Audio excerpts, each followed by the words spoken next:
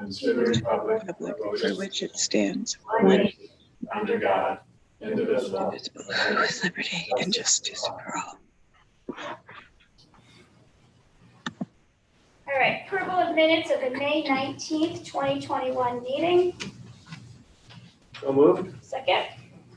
Second. Discussion. Good to me. All in favor? Aye.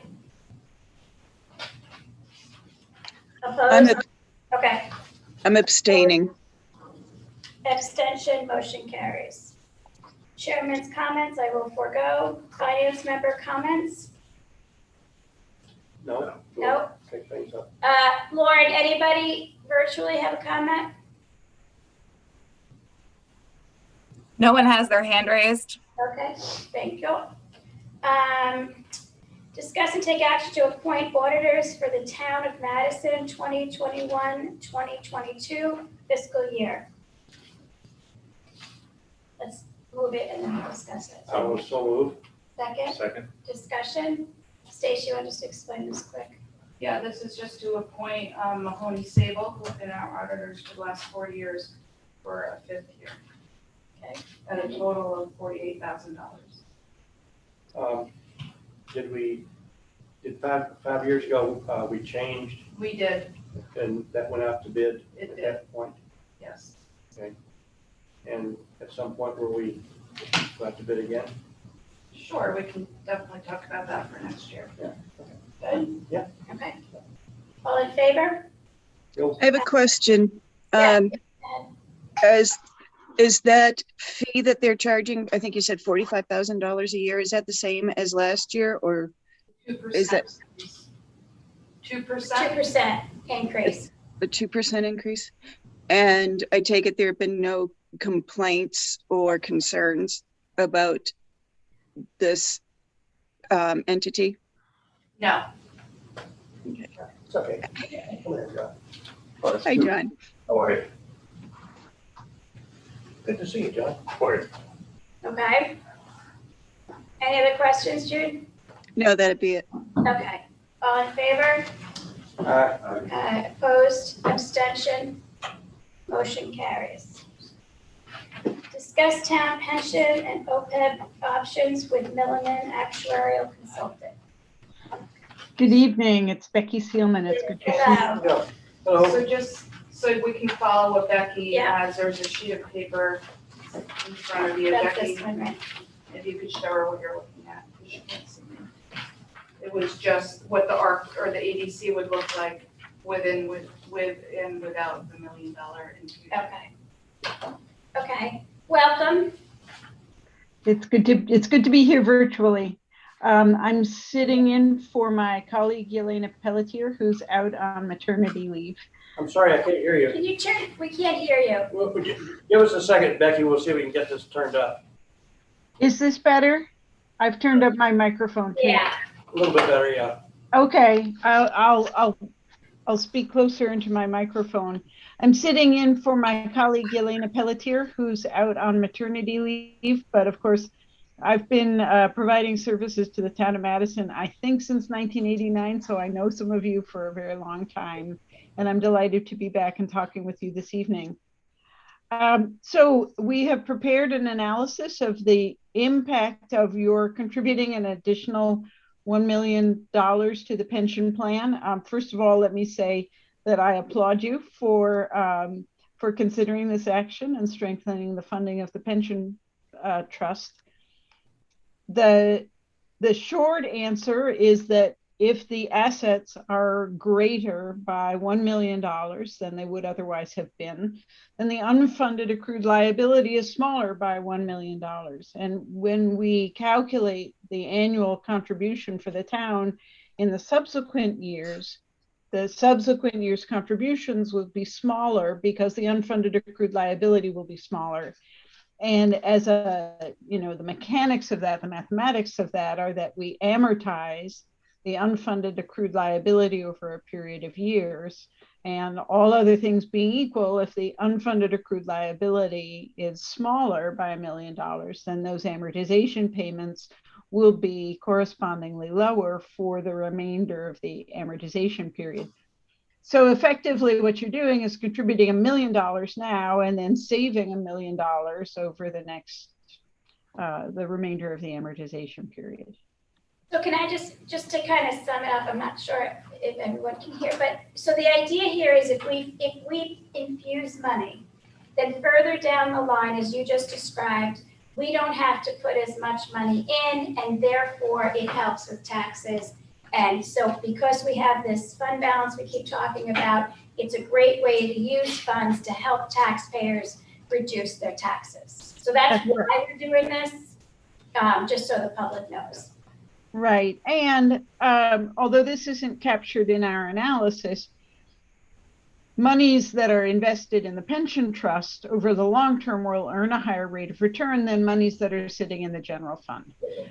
So that also, that's putting the taxpayers' money to work in a more effective vehicle. Yeah. Good. Madam Chair and Becky, I have a couple of questions. Well, one is a comment and then a question. Becky, I did get your the 20-year analysis that you did with and without the $1 million.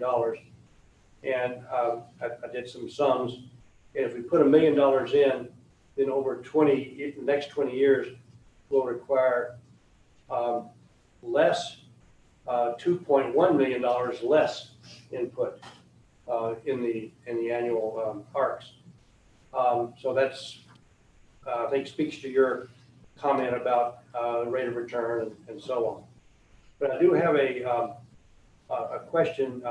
It came up when you sent this analysis out a couple of weeks ago, that I think you were under the impression that we were still adding people to the pension, to the people who are eligible, and you were considering replacement, that we would be adding people ad infinitum, when in fact the town closed out new members, 8 or 10 years ago, or Some couple years ago.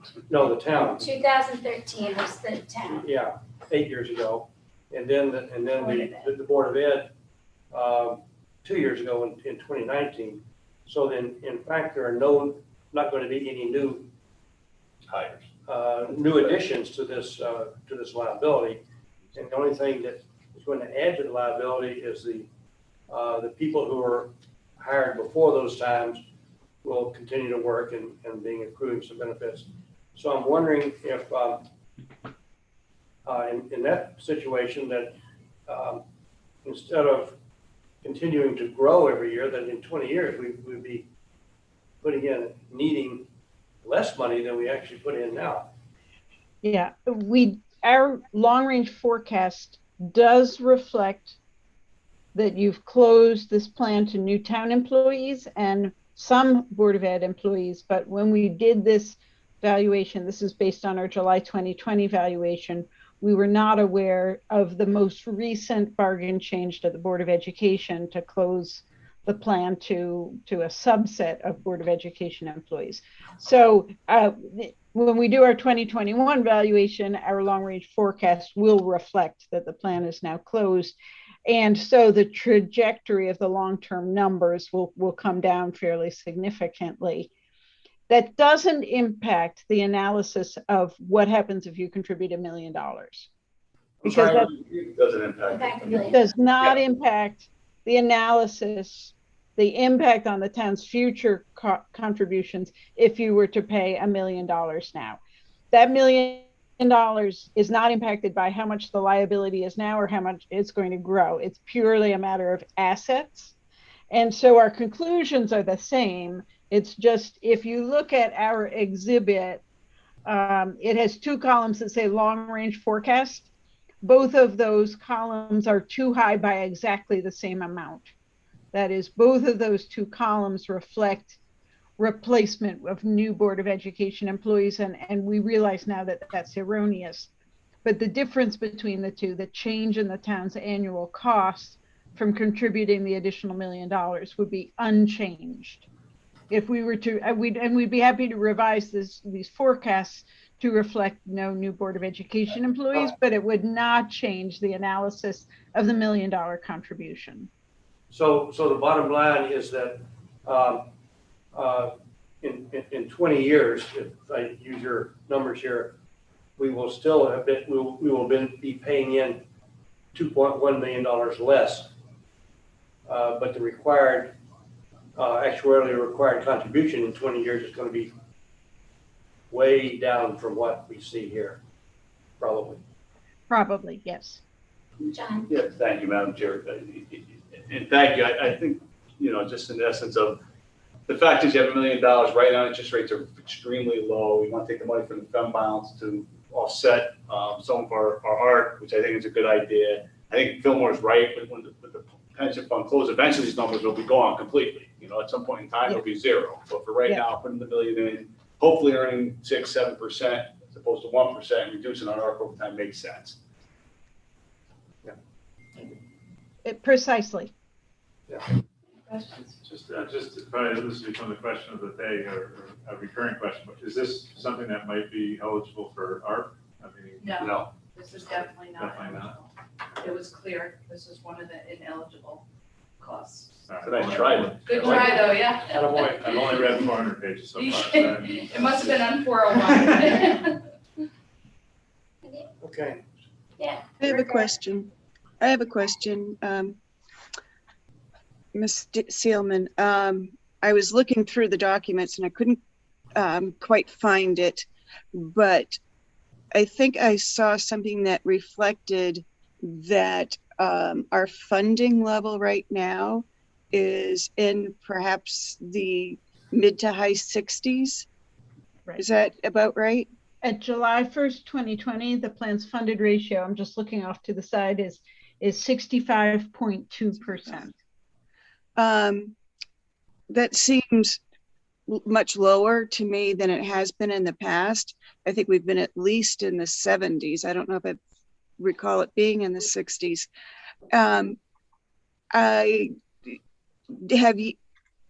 Can you compare that to other towns of our size, perhaps, to give any kind of a comment or impression that you have on how well that's funded or not at this point? It seems rather low to me. I did just pull up a history from our most recent evaluation report. And 10 years ago, the plan was 85% funded. That's July 1, 2011. And then it fell into the high 70s and now has been drifting it down into the 60s. This plan and all municipal pension plans have been facing two significant headwinds. One is that, we have had some years with significantly bad investment performance. Now, sometimes there are good years as well to balance out, but there have been, we had the financial crisis, within all of our memories that really depressed pension funding levels for all pension plans. And it's been a somewhat challenging investment atmosphere for a number of years in the past 10. But as important, maybe even more important, is that we have gradually been reducing the interest rate that we use to determine the liability. And a lower interest rate means a higher liability. And the town's been very good and diligent about listening to us each year or every other year, sometimes come in and explain why we need to continue to reduce the interest rate assumption. And we did that again this year. We moved down from 7% to 6.75%. We're not done. The interest rate assumption is still higher than what we think is a reasonable expectation about future investment earnings. But that has been a significant headwind. And Madison is just one of many, many municipal pension plans in that same position. Also in 2019, we adopted a new mortality table that reflected longer life expectancies, and that too increased liabilities.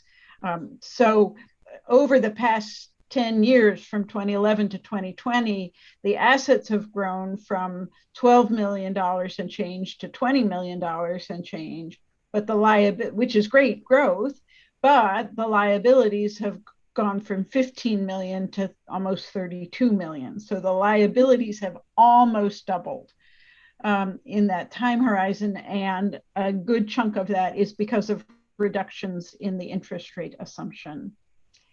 To answer your question, it is, how does 65% funded stack up? It's a little bit on the low end relative to other Connecticut municipal pension plans.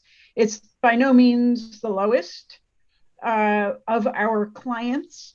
Many of our clients in Connecticut, we work for dozens of towns in Connecticut, and many of them, like Madison, are suburban, wonderful credit ratings. We have some towns similar to Madison whose funded ratios are 40%. But I would say 65% is a little bit on the low side. We have more plans that are in the 70% range. Only a small handful are in the 80%. And then there's one municipality in Connecticut that's 120 or 130% funded. So there's quite a wide range. It's an outlier. I'd say you're maybe a little south of average, but not alarmingly so. Okay. I guess my concern is, this is for the board, I'm in favor of infusing money into the pensions. I think that that's a good use of the taxpayers' money. And as Fillmore has been pointing out, it's going to have a beneficial effect in a relatively short period of time as far as pensions go. My only concern, and this is just, for the board, for something for us to maybe talk about in more detail at some other time, is looking at all of these factors and these headwinds, as Becky has pointed out, on over the past 10 years, and look at our performance going from 80-something% down to 65%, and comparing it with other towns to see if there are other things that we could be doing to improve that number. I don't want to be infusing money in because there are better decisions that we could be making. I want to make sure that we're not just putting a Band-Aid on it, but that we're going to look and see if there's a root problem or issues or opportunities that we can address there as well.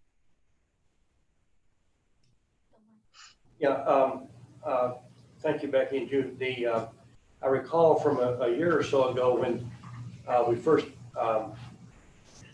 discussed this kind of thing, it was brought out that there were some new actuarial tables for municipal employees that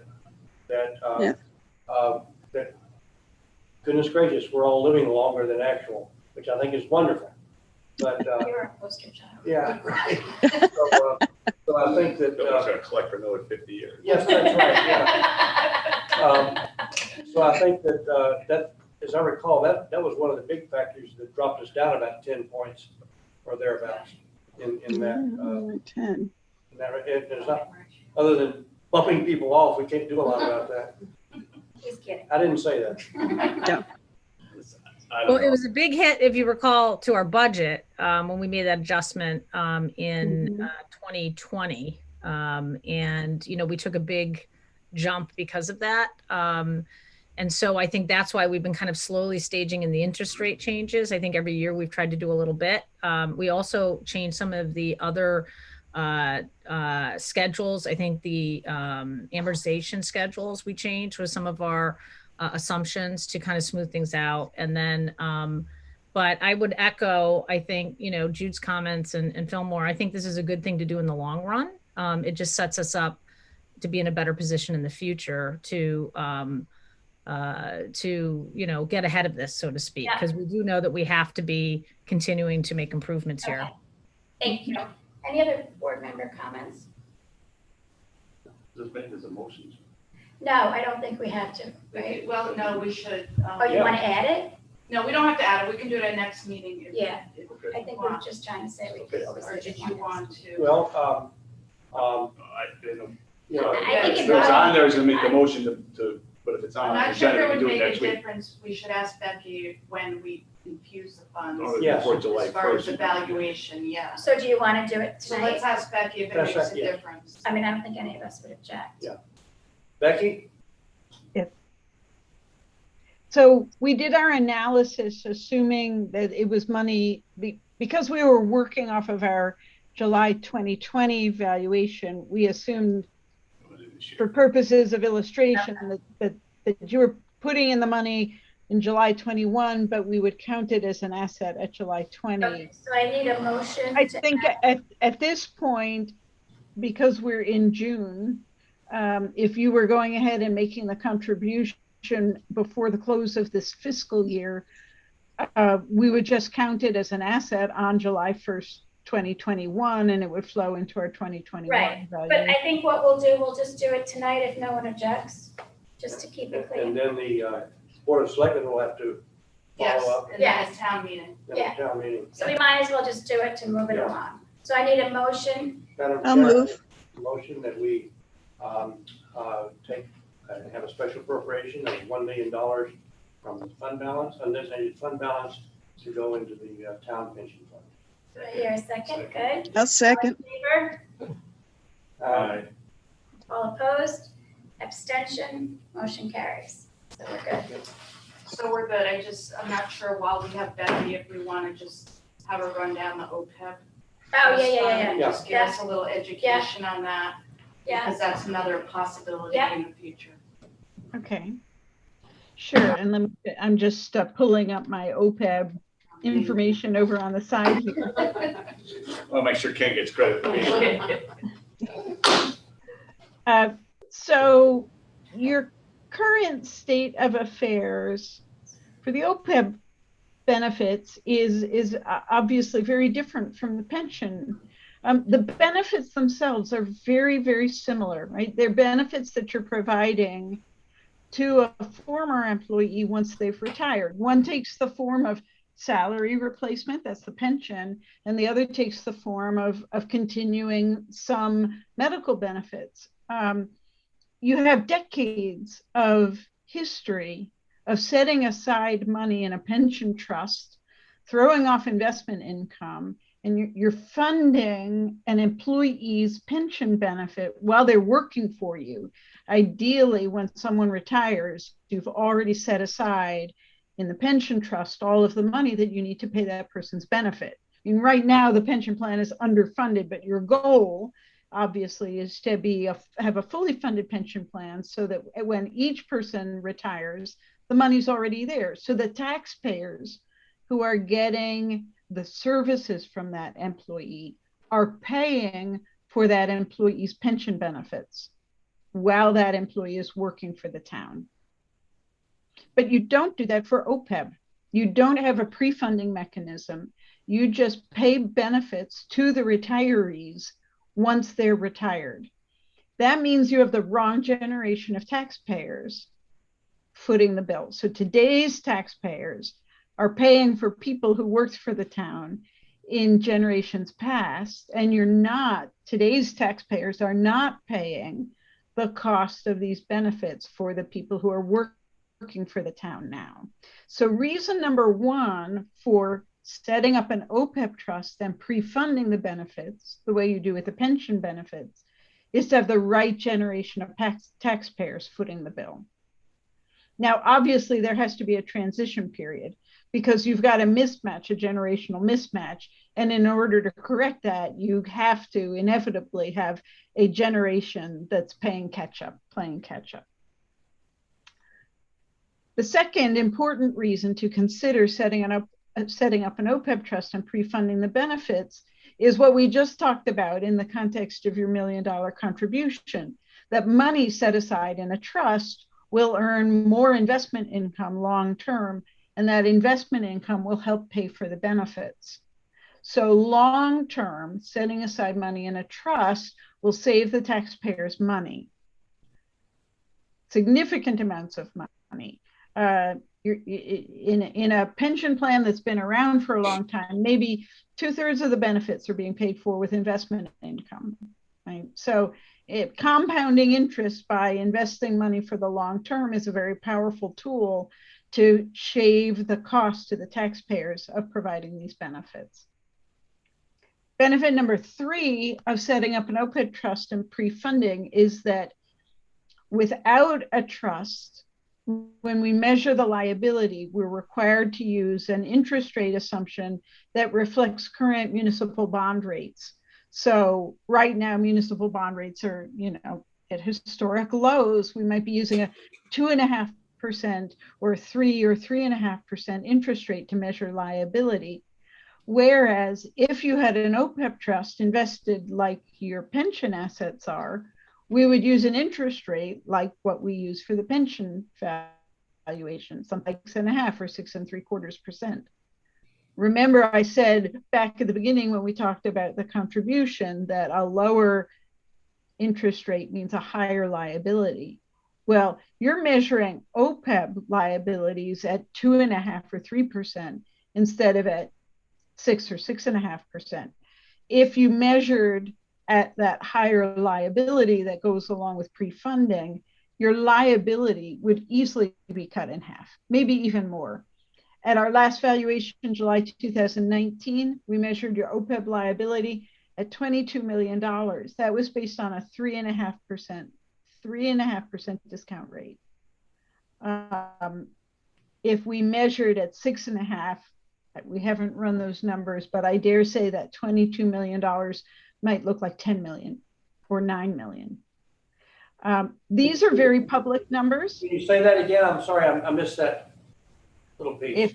If you had an OPEB trust, like the pension trust, and we measured liability at something like 6.5 or 6.75%, I imagine the OPEB liability, instead of being $22 million, might be something like $10 million, or maybe even lower.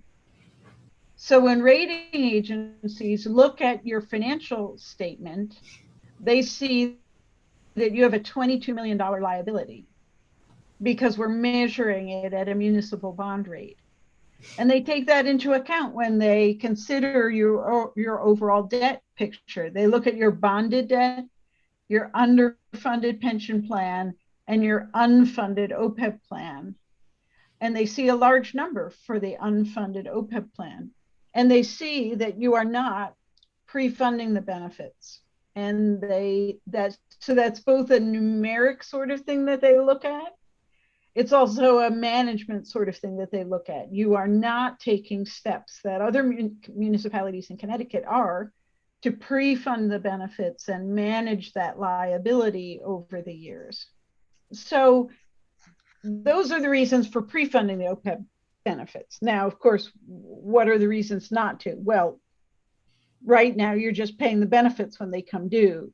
If you were pre-funding, that might be a higher annual cost to the town, right? So obviously, you don't get all of those advantages without there being some cost associated with it.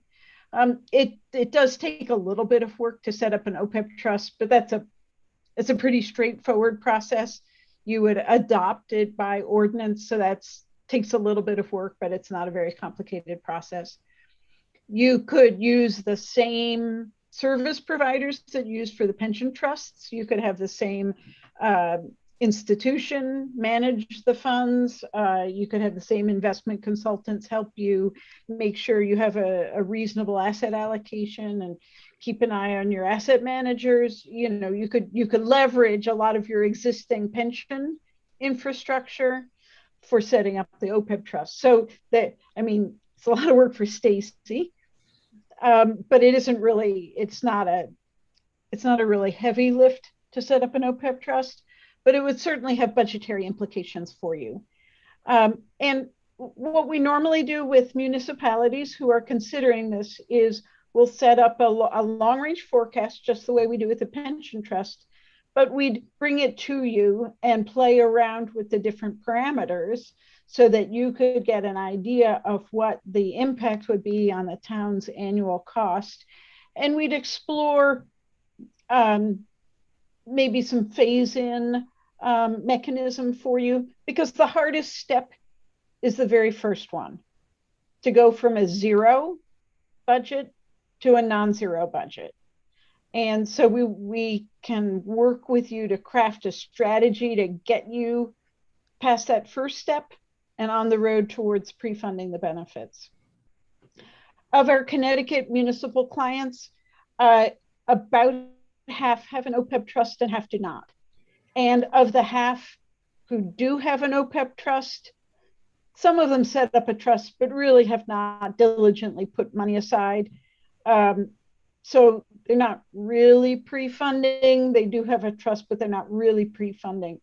But those that set up the OPEB trust and have been diligently pre-funding now have OPEB trusts that are 60, 70, 80% funded, depends on the circumstances.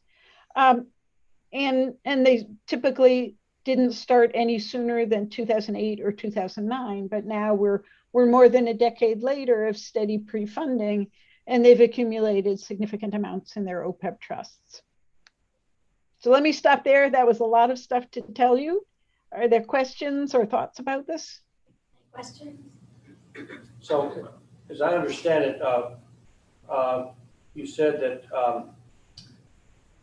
that our liability based on our people who have retired with medical benefits and who are working now, who are likely to take them, is on the order of $22 million.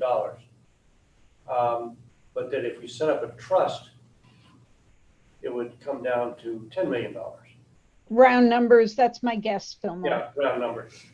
Okay, so assuming that's right, so if we were to establish an OPEB trust, and just for people who are listening, OPEB is shorthand for basically the medical expenses for retirees. Yeah, it stands for post-employment, but it's really the medical, retiree medical. So if we wanted to get it to the 60% level that our pensions are, we'd have to plop in $6 million to start with. Well, you wouldn't do it all at once, right? Oh, good. We would use it. I mean, you could if you wanted to.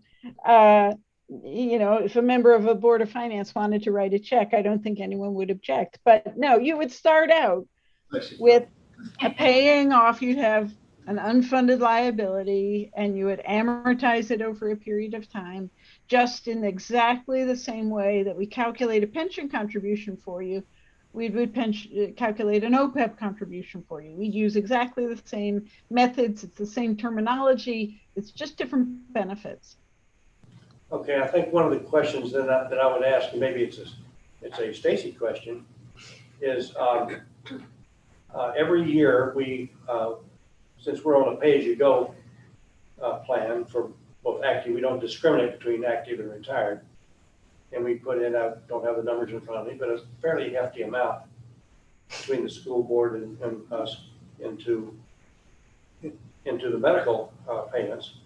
So if we were to split that out and say, okay, we only have to put in the budget for, or we'd be splitting the budget into two pieces. One of them would be the medical payments for the active employees, and then the other would be the actuarially required contribution for the retirees.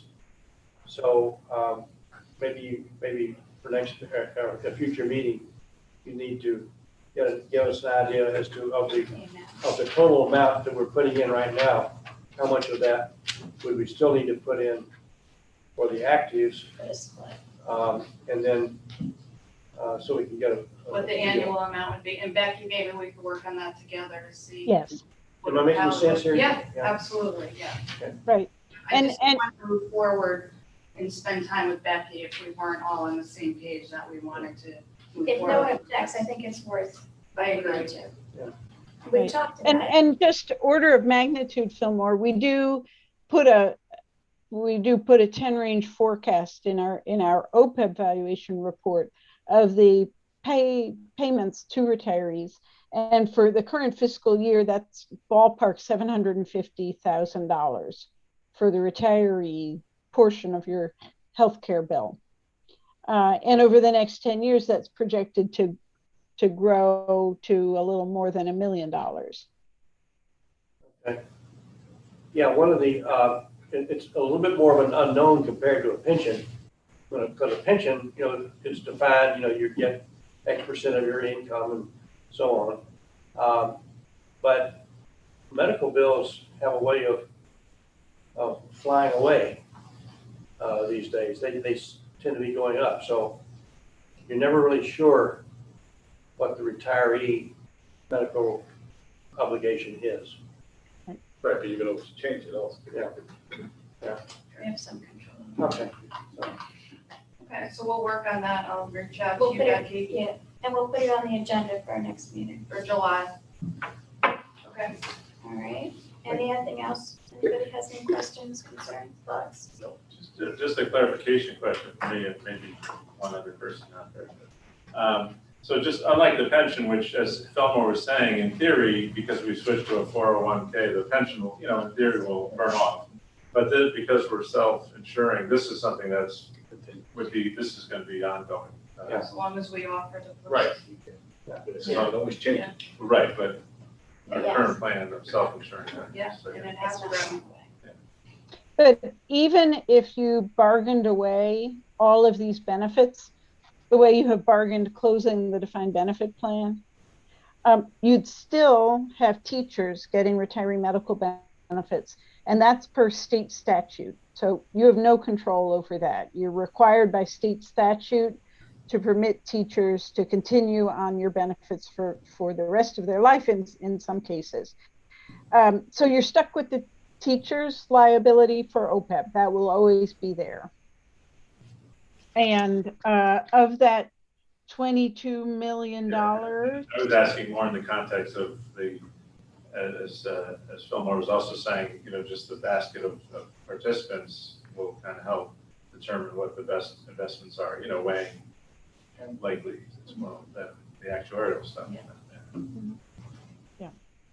Good? Okay. All right. Thank you. Thank you, Becky. Thank you. Thank you, Becky. Good seeing you. And Stacy, you'll get in touch with me. I will. All right. Have a good evening, everyone. Bye-bye. Bye-bye. Thank you. Discuss and take action to approve a special appropriation request from the Public Works Department in the amount of $600,000 to fund the major roads paving account pending town meeting approval. I need it moved. So moved. Second, Second. discussion. You wanna have at it? So I'm requesting the $600,000 special appropriation for the CIP Major Roads Fund. The reason it will be very helpful is this fund is for both road construction and bridges. Fortunately, we don't have bridges that come up that often, but we do have 2 new bridges over the next 2 years that need to be reconstructed. One's a complete replacement, and the second one is a rehabilitation. The engineer's opinion of cost, we hired a structural engineer. Estimated cost is $1.8 million for both bridges over the next 2 years. And so when I submitted this CIP request, knowing that I have these 2 bridges, I had to reduce significantly the number of roads that we'd be paving, or the miles of roads paved over the next 2 years.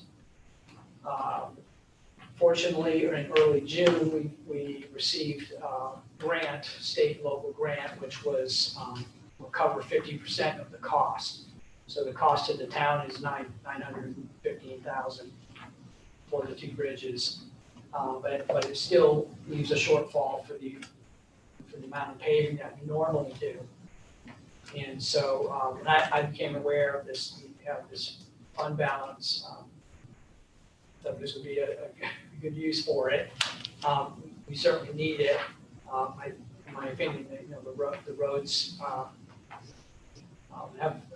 have improved somewhat over the last several years as a whole, but there's still a good fraction of the roads in disrepair that are in this reconstruct or reclamation category. And so with the special appropriation, that will allow me to reinsert basically the roads that I had to remove due to the 2 bridges and keep up our normal level of paving over the next 2 years. So it's not to accelerate, it's to maintain what the plan is, because you have to take money out of that for these 2 bridges. Yes, that's correct. So in 2018, 19, and 20, we've expended $1 million roughly each year. And with this special appropriation, it will allow us to maintain that level. And slightly, and a little bit more, because the CIP funding level, it creeps up by 60,000 each year if these funds, hold. Yeah, I guess I'm on CIP, so how much, when you realized, those bridges came up, which I remember when we had that discussion, how much did you have to pull out, or just how much did you decide to pull out in terms of dollars? So in 2021, 22, I think it's roughly, all of it $600,000, because so I have no roads being paved under the major roads fund in 2021, 22. We do have some money in the operational accounts that is allowing us to do some road paving. And then in 2022, 23,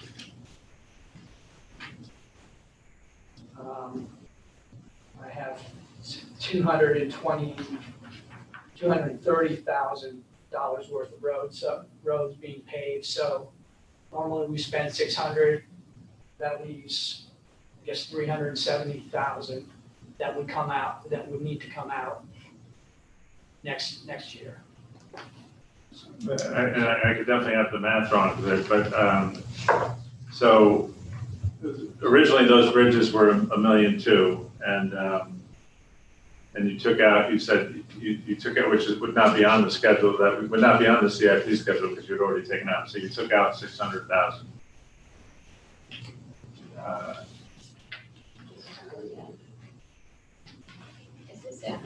This isn't CIP, what was Yeah, this is submitted and approved. So he took it out.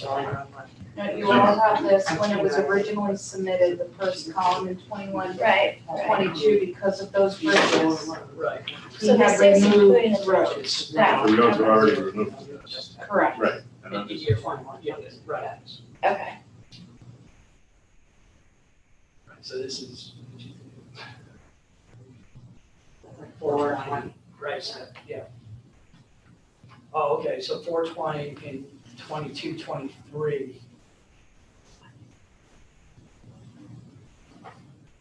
So when we ended, so before we knew the bridge situation, and we had the schedule last year, and it had 4 additional roads in it that we thought we could do. So now, this year, when we've had to move forward, John had to remove 4 roads in order to cover the bridges. So that's kind of, And that was very simplistically, that's where That's we right. are. And that was a strategy when we Absolutely. submitted that in order to We get had these to push it. bridges. The dollar- dollar, Take the dollar those out. difference, I don't. And the dollar amount for those 4 roads was $600. $600. Exactly. Is that right though? Because then if those 4 roads are 600, Yes. I'm not doubting that the work needs to be done, but I'm just thinking, and I definitely could be wrong, but so if $1.2 million, but we weren't expecting any grants either. So now, so in my mind, if you just take them one at a time, if you isolate the bridges are actually costing us 200, almost 300,000 less because of the grant. So, right. So So we are if we- accelerating the plan. So, Right, right, so the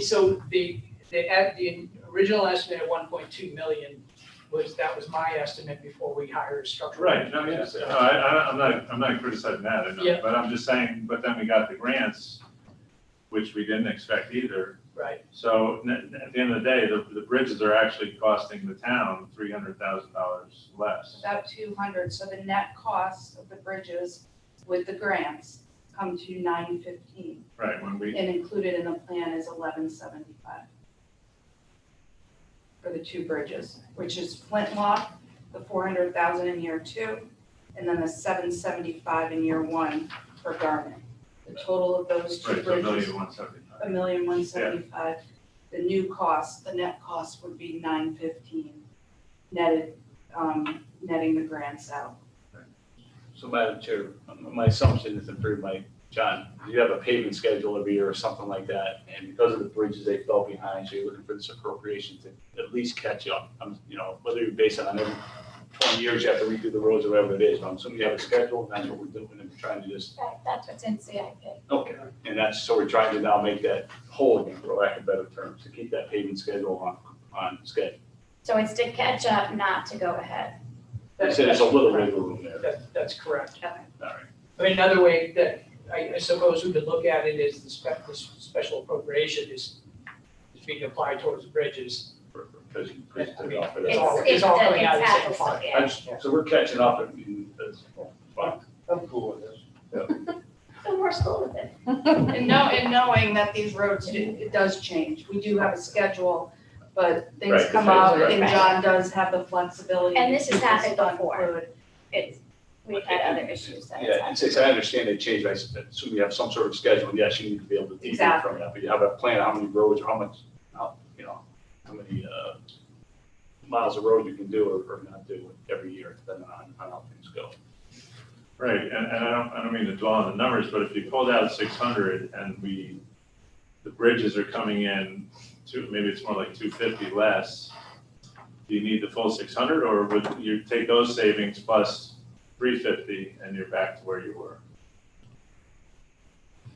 I mean, I suppose that's possible if I the mean, bridges you come had a in less. plan, Yeah. and granted, it's not the plan you wanted because the bridge was a surprise, but we had a plan that was approved, and now, just because money's there, you know, that you weren't aware of, doesn't mean that your plan was bad or that we should change it.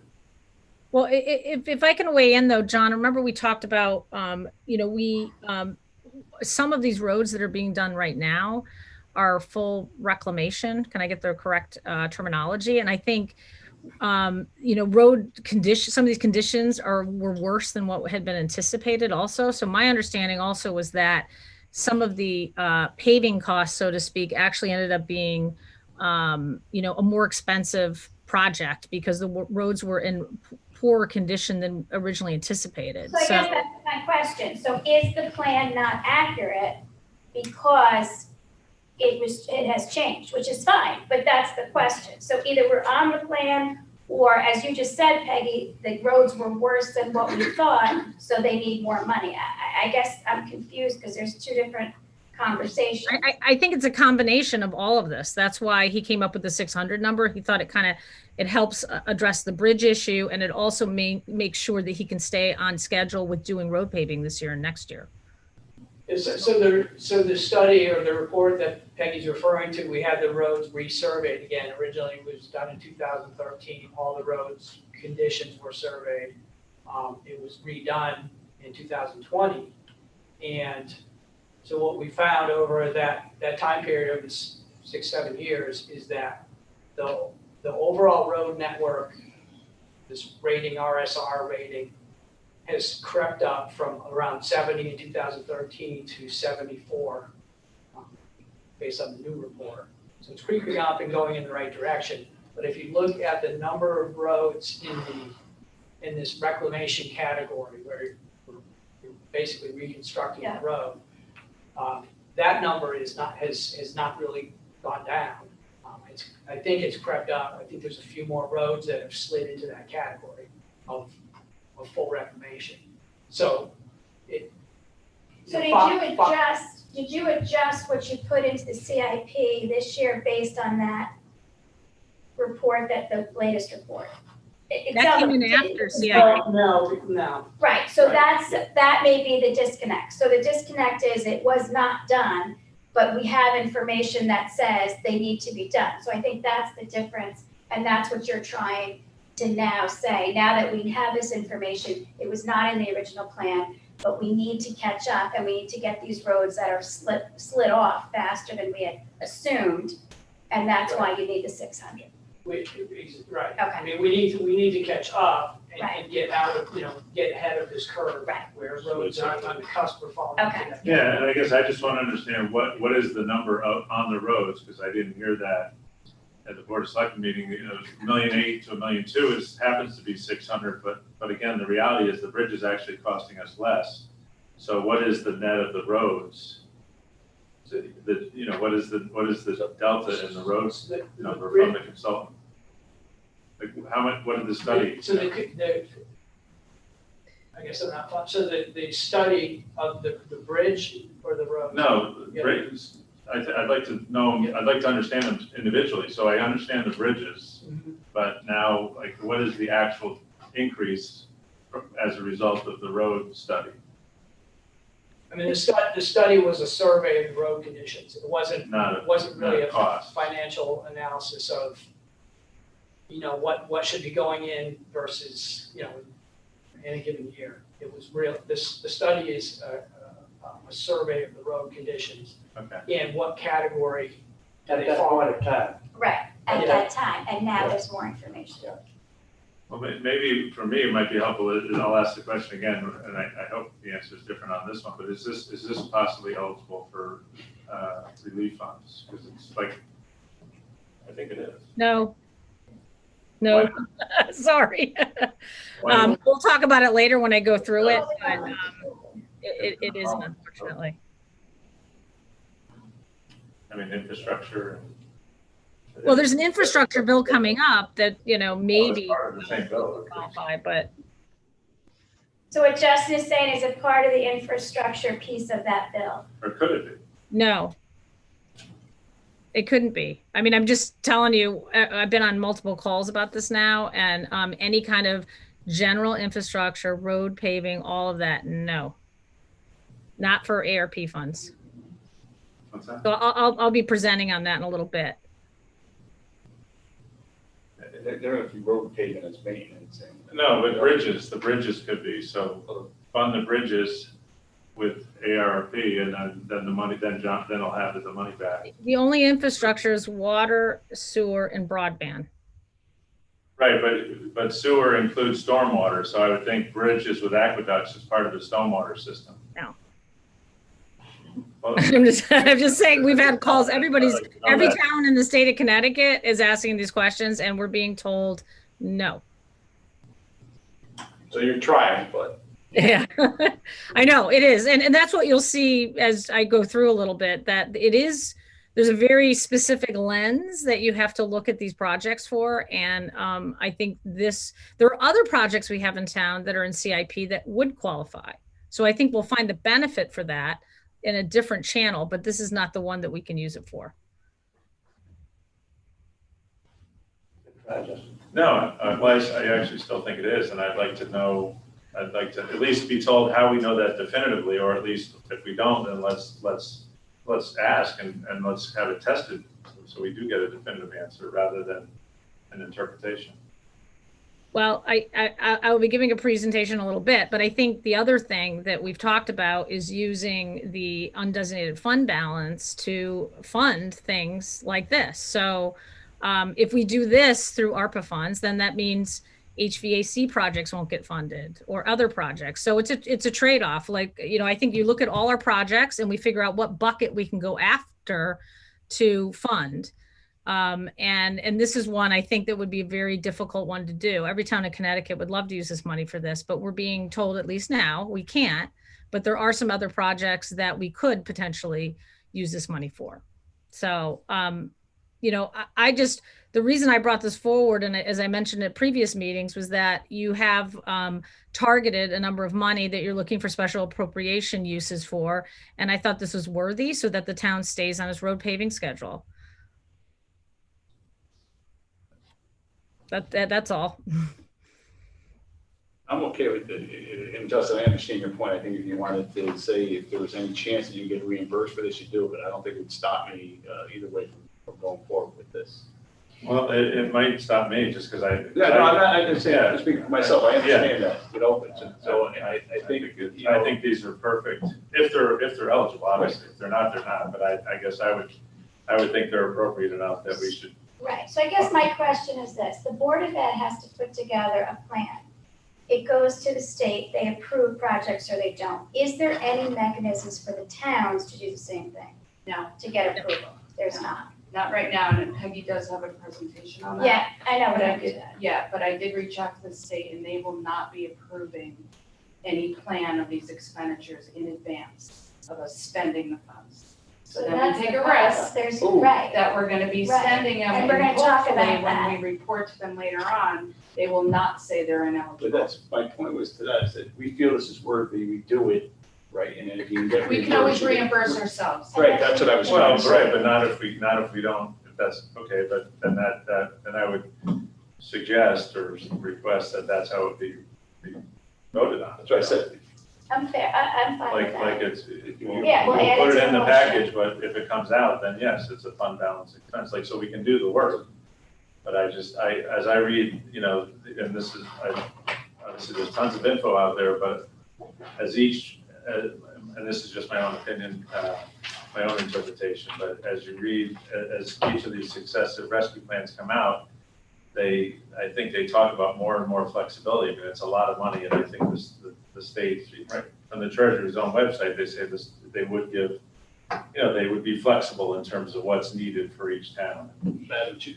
So if we add to the motion, Sergeant, if we add to the motion, that if we get reimbursed, the money will go back and we'll, if we can, to the best of our ability, try to figure out if that would be something that, the Yeah. bridges would be something that would be done.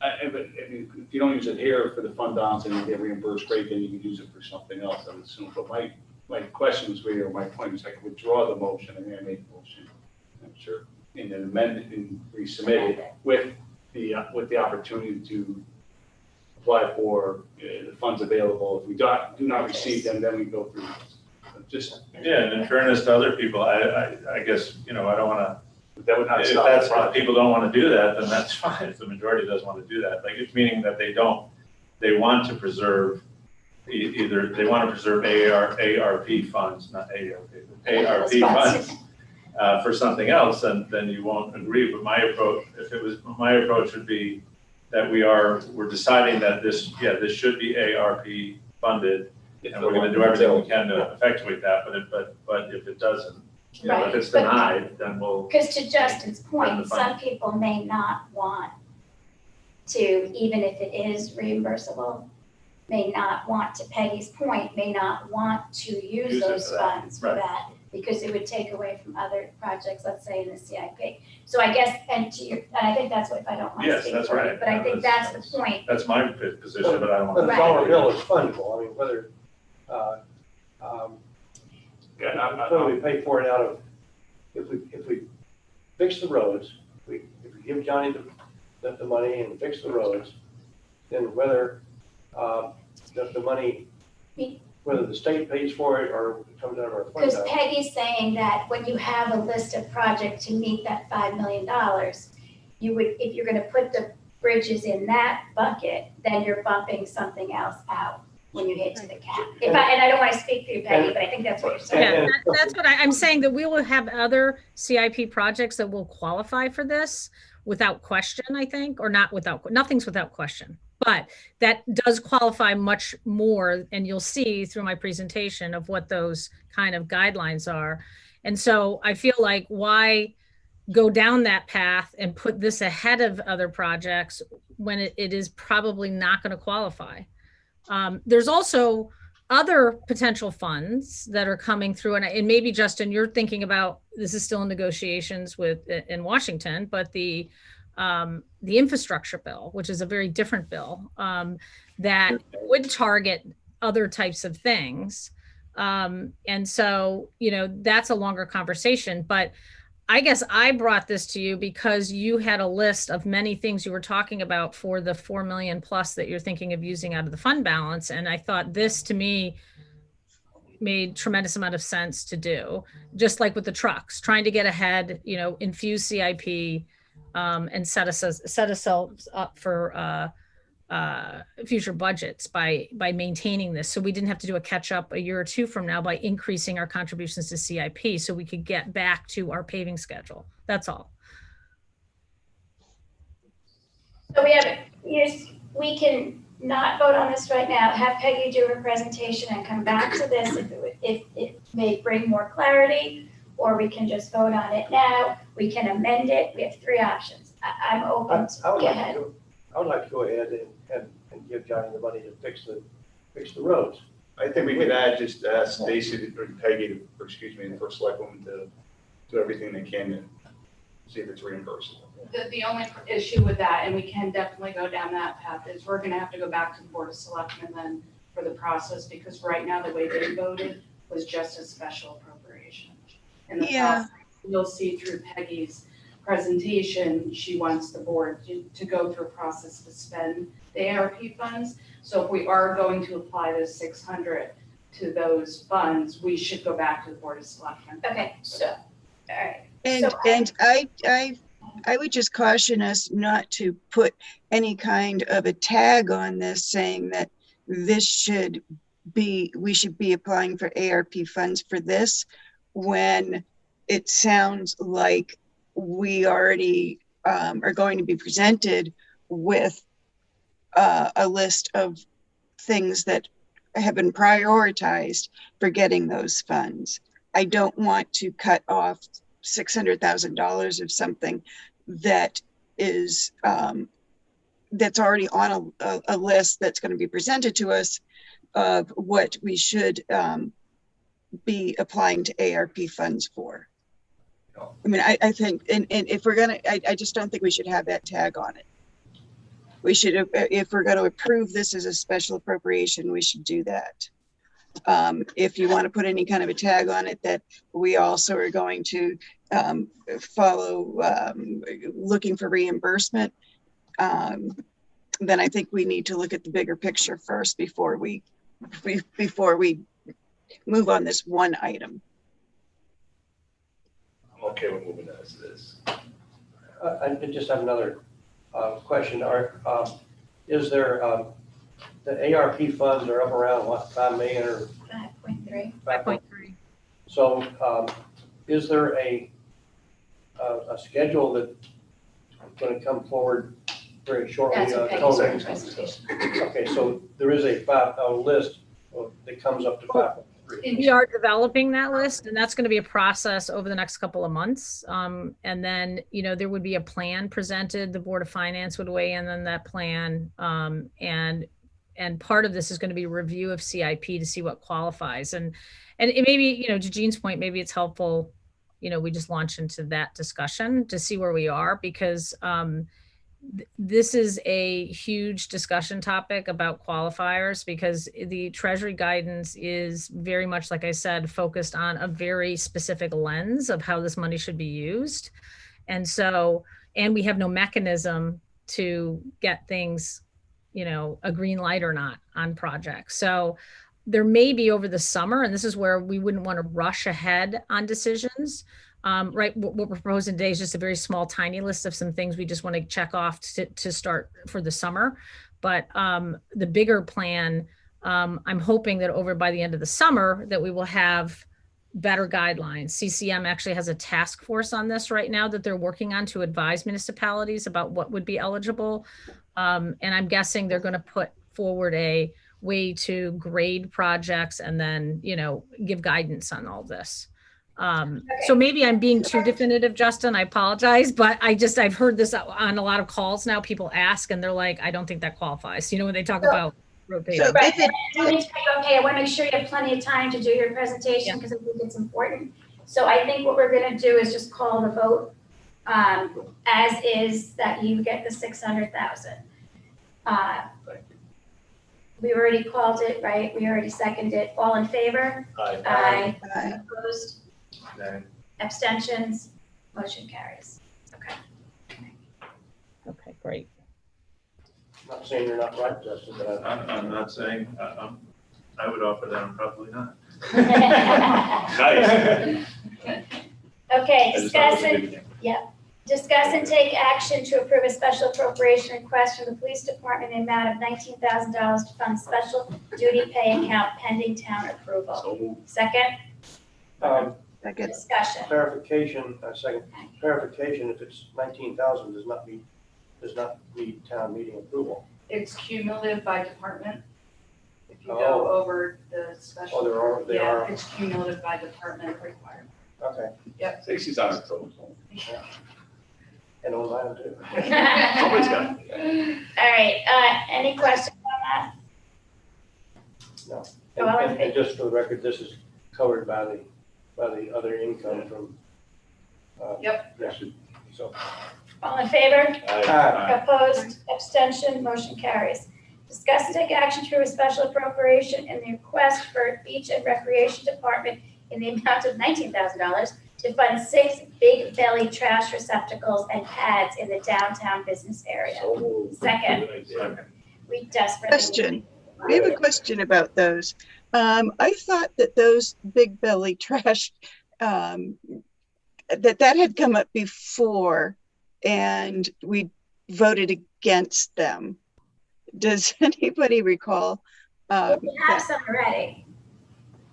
Yeah, This came out, I don't know if Scott's on the line or Peggy wants to talk about it, but Yeah, this is all about the downtown trash problem that we have, and the expense of having an outside service provider do the downtown. It's gone up astronomically every year, and so the building and grounds crew is actually going to be handling downtown trash starting July 1st. And part of the strategy is more of these big bellies because they're very efficient. They have compactors in them, and they give you alerts. They send you alerts when they're full, so the guys can just run down there and then come back versus waiting for, the outside provider to maybe show up later to take care of it. So, so that was what this was all about. thank you. So when we say 6, most of them are like double, is that what we mean? Is each one have the side by side, like the garbage and then recycling, I think? Is that? I think some are going to have the recycling, but the decision was that it was going to be mostly trying to spread out the compactors and then just have more limited recycling bins. We're also cutting back on, we have way too many trash cans downtown. Most of them are empty. And then there's just 2 areas that are highly concentrated, as we all know. And then we're also looking for a pizza box solution. They're actually building something for that. So that's a whole nother discussion. Pizza box solution. Any other questions, thoughts, concerns? Yep. All in favor? Aye. Aye. Opposed, abstention, motion carries. No, Will you look like I did want to explain something, but we could wait. Well, is it on that? Well, no, I mean, it's part of this whole thing. I just, along those lines of approving a special appropriation and then requesting reimbursement from the ARP funds. Okay. This 19,000 is also on the list later on, so if we can get reimbursement. It'll go into It will reimburse Okay. us, so just exactly along those lines, just so you know, later on, this will come. Okay. And we'll know more once Peggy Sure, you're gonna does. try and get every Yeah. person we could, I'm not worried. All right, discuss and take action to approve routine line item transfers totaling $180,000. Did I skip one? There's a revision, and there's a copy next to you, Jean. Um, A revision to the amount, that's all. Go ahead, you read it. Okay, discuss and take action to approve routine line item transfers totaling $193,116.31.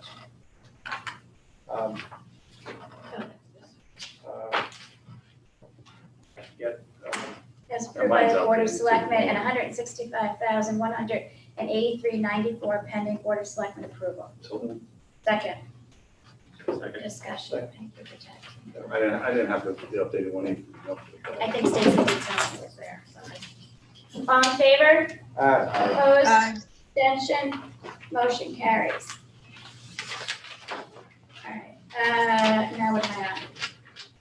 So now we're gonna, ARP. I have to add this? That needs to be an agenda item as well. Would you do it Do I have to before vote or to after? add it, or can I just? Yes, we should vote to open the agenda. So I need a motion to open the agenda. I'll move to open the agenda. Yeah. All in favor? Aye. Opposed? Abstention, okay. Now, the motion is discuss and take action to approve accepting American Rescue Plan funding in the amount of $5,335,989.07. I find that funny. with 2,667,994.54 representing 1/2 of the total funding to be received by June 30th, 2021. I need moved. Second, Second. if anyone votes no on this, I swear. All in favor?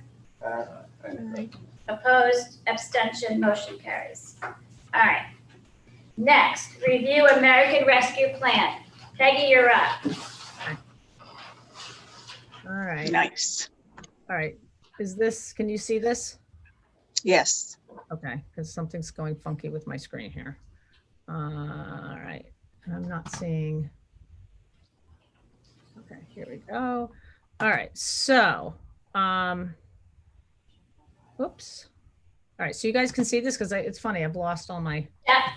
Okay, good. Yes. All right, so I'm going to email this to you guys or, later just to peruse. There's a lot here.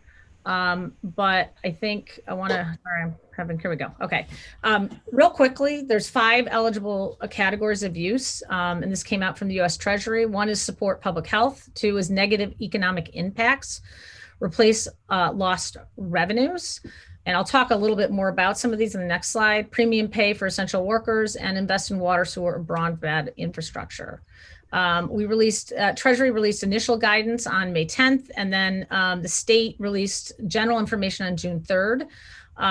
We're hoping to get an additional round of guidance for cities and towns under 50,000. And then we actually submitted our claim on June 9th was the deadline from the state for us to submit our claim to the funds. And we are expected to get 50% by, they said within 2 weeks of June 9th, so that should be June 23rd. I'll believe it when it comes in, but that's what we're being told. And then we get another 50% 12 months later. One of the things I think it isn't in this presentation, but we have until the end of 2024 to identify how we're spending the money. And then we have till 2026 to actually spend the money. And the reason they gave those more extensive timeframes was to focus on some of these bigger projects that would require, research and planning and things like that. So what we started doing is we're using our long-term recovery committee, which was set up during COVID as kind of the launch pad to start gathering projects and ideas for use of the money. And I'll talk about the structure of that committee and how we might want to broaden that, given this is kind of a different mission than what it was originally set up for. And so that we've started doing that. And there's a list of probably 50 projects. I've reached out to staff. I've been talking to a lot of different people in town. People are submitting ideas. And then we need to create a vetting process and a prioritization process for those projects. And so I'll talk a little bit more. I'll move on quickly here. If you go to the next slide, this was a little bit more detailed about what the Treasury was saying you had to spend the money for: supporting the public health response, the negative economic impacts lens that you have to look at this, serving the hardest hit communities and families. So there's very much a drive to help those who really suffered through this pandemic, replacing lost public sector revenue. And this is an area that what we can do is use that to replenish the undesignated fund balance. So this is where there's another way to use this money that might not qualify under, some of the guidelines, but if we can identify lost public sector revenue, we can take that money and then put it in our general fund. So the interesting thing about lost public sector revenue is you can use the formula that Treasury has given, which assumes a 4% growth rate over a 3-year period. And so there's an interesting formula, and Stacy can at one point weigh into that if she wants to, but there's an opportunity here, I think, to, knowing that the town did very well during the pandemic in terms of tax collections, we saw very minimal reduction in revenue. There might be a way to identify some of this funds to go into a broad, the general fund, so then we can use it for other purposes outside of the ARPA qualifications. Premium pay for essential workers, and there's a lot of specifics about this in the bill.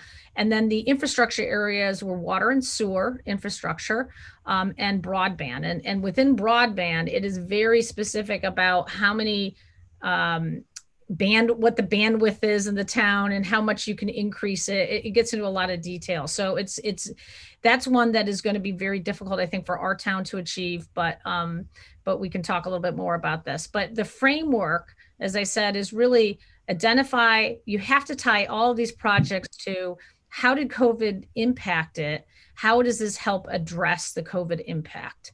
Was there a problem that COVID caused, and how do you address the problem? And that you should be helping those who are most fortunate.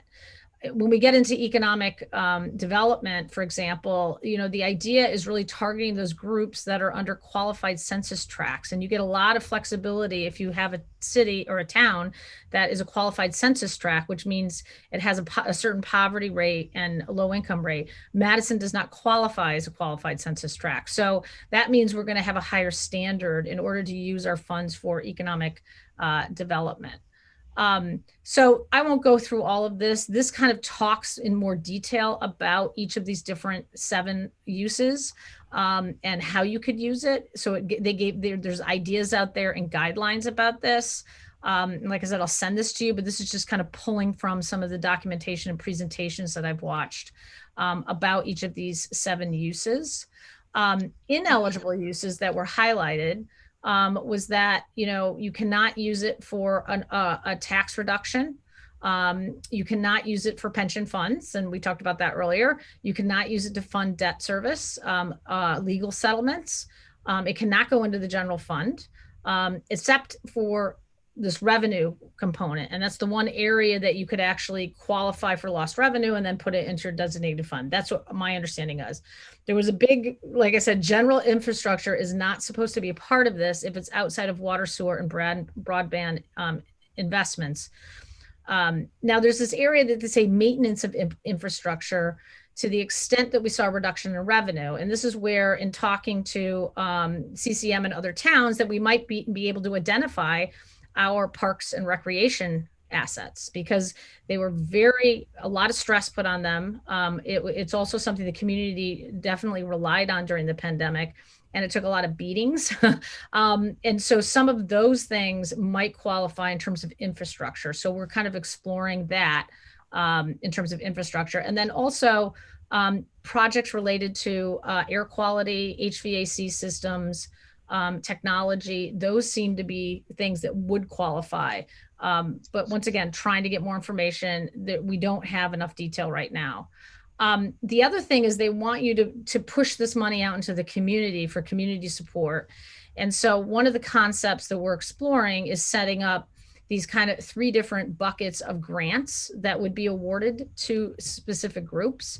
One would be community support. So kind of similar to what we did with Youth and Family Services, and it was just the opposite. It was neighbor to neighbor giving us money to help this the community. And then Madison Youth and Family Services administered that. So we might want to set up some sort of fund that either Madison Youth and Family Services or some other board would award grants. And then economic development is another area. And we might want to consider putting together an economic development grant program, decide how much we would want to do and what the awards would be. And then arts and culture, there's actually a kind of an effort made throughout the state right now by Shoreline Arts Alliance, because arts and culture is mental health as well as economic development, is to dedicate a certain amount of money for arts organizations and cultural organizations. So this is a proposal that Shoreline Arts made. So these are ideas right now, but just trying to figure out how do we get the money into the hands of the public that needs it the most. And so this is one concept that we're kind of looking at doing, is setting up these grant programs. Timeline is, actually we had a $99,000 request that we reviewed on Monday. We're coming forward. I think tonight you're voting on 75, and I can talk a little bit more about why the number's different. But right now the idea was just, let's get a few little things covered that we need for the summer. A lot of towns have already started pushing this money out into the public. And then maybe have a round 2 of kind of mini projects that we would target, small mini projects, just to get funds out there and start laying the groundwork. And then ultimately, ideally, I'd love to have a longer term plan that all the boards agree on by, you know, October, kind of when we're starting the budget process and the CIP process. So we identify what projects we want to pull out of CIP. We know what budgetary implications might be because of how we're using the funds. And so kind of target the October for a longer term plan. And that doesn't mean that we have to, you know, have the whole 5 million. Maybe we would decide we just want to do half of the 5 million by October and lay a plan. And then we go back and revisit it and adjust it. So I think this is going to be a little bit of a work in progress. The approval process, and this is just a straw man now. And Jean and I have had conversations about this, about how to kind of make sure that we can keep things moving quickly forward, that we achieve the mission of what the money is for, but also make sure that we get a lot of public support as well as board support. So this was kind of something I'd thought about, the way we could move these forward. And that would be starting out with a preliminary proposal from the Long-Term Recovery Committee. And then I would sit down and go through and make a proposal on CIP projects. We kind of bundle this all together, go to the Board of Selectmen. The Board of Selectmen would review and make modifications, then have a public hearing, and then approve kind of a final package, and then go to the Board of Finance for a review. And then in terms of action items for the Board of Finance, I think we're kind of figuring out how that would work, what the mechanisms would be for that. We don't have answers on that right now. And I think, you know, we would want, I think, your board to have visibility of this along this entire process. So Jean and I are kind of working out how that might work best, so that you guys are kind of more in the loop on what's being included in all this. And then, you know, we don't know, we got to find out, do we need to go to a town meeting for any of this? Because we're making changes to CIP. So there's some lingering questions and things that we still have to work through about how to address this. And then real quickly, just what is the Long-Term Recovery Committee? Well, this was set up during COVID. And it was basically these function groups that were kind of tentacles into the community to address everybody who might be impacted by COVID. Who's on it? It's mostly an internal group with one member, another member of the Board of Selectmen, and that's Bruce Wilson, who sits on long-term recovery, and the rest of the people on here are staff. And so what we thought of doing is maybe expanding this committee a little bit more, since the mission's changed, to get more buy-in from different groups. But this is just the first pass, you know. I think ultimately it would be the boards and feedback that we get from the public about how we would, you know, basically kind of how we would kind of finalize a final plan that we would all agree on in terms of use of the funds. So that is kind of my, you know, lightning speed attempt to go through here. And then I can, you know, I can stop sharing or just answer questions. I don't know why I can't see the meeting.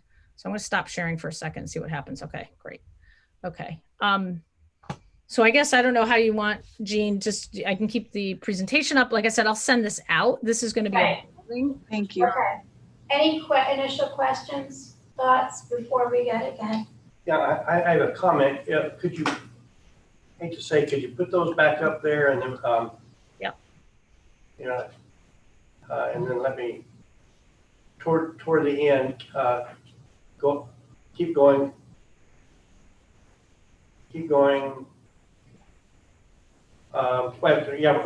Okay, go back to the one Yep. before that. Okay. Okay, the next to last bullet where it says, Board of Finance review long-term spending plan, then any project or purchase that could impact future budgets will require Board of Finance approval. I think, just like the one before where the Board of Selectmen has to approve long-term spending plan, I think the Board of Finance is going to have to approve and vote on the whole plan, not just budget impact plans. I think that is what Floyd said, right, Stace? There was communication with Floyd. This originally. Yeah. Yeah. Yeah, so, yeah, I think we get a say on the whole package. Yeah, I think more I'm trying to figure out how the mechanisms are going to work, because this is going to be a moving target. I think what we put together by October might just be conceptual, because dollars are going to be moving. We're going to have to be going out and getting, additional, bids on projects or, feasibility studies, all kinds of things. So I'm just trying to figure out like, okay, do we have to, every time something changes or ebbs and flow, are we going back to both boards? Are we going to one board? I think we just have to work all that out. I think anything financial goes to us in the end, Yeah. before it's spent. Yeah, you can do all the reviewing and Right. thinking you want to, but before you write the checks, it has to come to us. Well, it's a grant, right? So, and usually when the budget's approved, we don't approve every expenditure out of the budget. I guess that's the point. I'm looking at this kind of from different lenses. So, But Floyd, there was an email from Floyd that said both boards had to approve it. I think the plan, Yeah, the plan for right, expenditure project is approved for a certain amount and If it it's- ends up right, that's being different. less, and you don't have to approve as we go Right. through. But I think the Right. overall, Right, that's fair. See, when I get the email, I'll read it. Okay. Thank you, Peggy. yep. Any other questions? Thanks. No? Okay. And I'll have this sent out to the board. Thank you. All Thank you, Peggy. right. Good. Anything else? Any other thoughts, questions, concerns? We could talk about next meeting too, after everyone gets the email, as John said, after you go through it. Okay, next, discuss and take action to approve the American Rescue Plan Round 1 projects and serve schedule, total expenditures not to exceed $75,009. So moved. Yep. I'll Second, Second. That discussion, look good. all in favor? Aye. Opposed, abstention, motion carries. Review financials. I gave you all the updated fund balance with projections. Yeah. Okay, have any questions? Yep. It includes Good. special Good. appropriations. We talked about. Liaison reports. Nothing. Nothing? Peggy?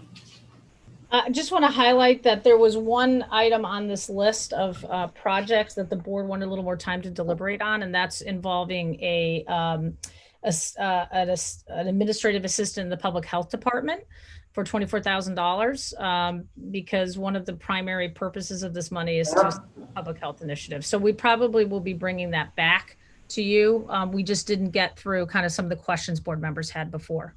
Peggy, can I just interrupt you for 1 second? I will let Phil Moore make. Okay, Sam, you were about to leave. I just wanted to congratulate you before you go, being the Chamber of Commerce, Citizen of the Year or Top Dog or something. What was it? Something like that, I guess.